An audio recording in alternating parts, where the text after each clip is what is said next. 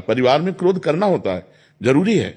जैसे छोटे छोटे बच्चे हैं, अगर वो भयभीत हमसे नहीं हुए, थोड़ा थोड़ा भय होना जरूरी। यार अगर हमने जो पापा ने कहा वो पाठ नहीं तैयार किया तो मारेंगे, यार हम कोई गलती करेंगे हमारे पापा जानेंगे, तो उनको भय होना जरूरी। भय से वो सत्मार्ग में चलेंगे, लेकिन इतना भय भी नहीं कि वो आपसे दूरी बना ले। कभी मित्रवत व्यवहार करके ऐसे बैठते हैं, खेलते हैं कि वो अपनी छोटी सी छोटी कमियां भी आपको बता दें, और कभी पिता की तरह हम होकर उनको डांटते हैं जिससे वो भयभीत होकर के असत मार्ग का त्याग कर दें। लेकिन हमें क्रोध का नाटक करना है, क्रोध नहीं करना, जैसे शिष्यों से करना पड़ता है।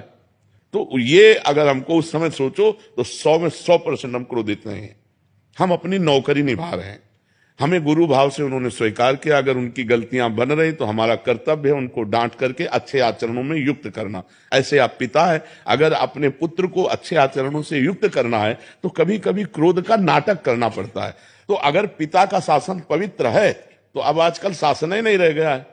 बच्चे पढ़ लिख करके माता पिता का अपमान कर रहे हैं, माता पिता की अवहेलना कर रहे हैं, क्योंकि बच्चापन से डाली नहीं गई बात। खेलने के लिए मोबाइल दे दिया गया, और धीरे धीरे धीरे धीरे वो मोबाइल से इतने गंदे आचरणों में प्रयुक्त हो जाते हैं, इतनी मलिन बुद्धि हो जाती है कि अपने पूज्य माता पिता का अपमान करने लगते हैं और हिलना करने लगते हैं, और इतना दूर निकल जाते हैं सतमार्ग से कि लौटना मुश्किल हो जाता है। गंदे गंदे व्यभिचार में, व्यसन में फैल जाते हैं। तो ये क्रोध करना अनिवार्य है, पर क्रोध अंदर से नहीं, बाहर से नाटक करना है। क्रोध का नाटक करना है, अंदर से करोगे तो आप परेशान हो जाओगे। बस वो मारना नहीं है, मारने की एक्टिंग पूरी करने के, बाप रे आज तो बच गए, ऐसा करना है। क्रोध का अंदर हृदय में प्रवेश ना होने पाए, अगर बाहर से हम नाटक करें तो अच्छा रहेगा। परिवार में अगर अब माता पिता शराब पी रहे हैं, माता पिता गंदी बातें कर रहे हैं, माता पिता गंदे दृश्य देख रहे हैं, तो बच्चों पर आचरण नहीं पड़ेगा।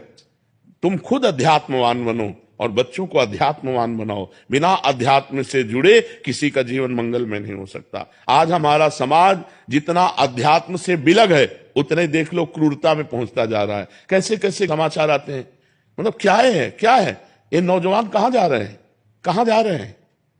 क्या वो मनुष्य शरीर नहीं है? क्या वो अपनी बहन नहीं है?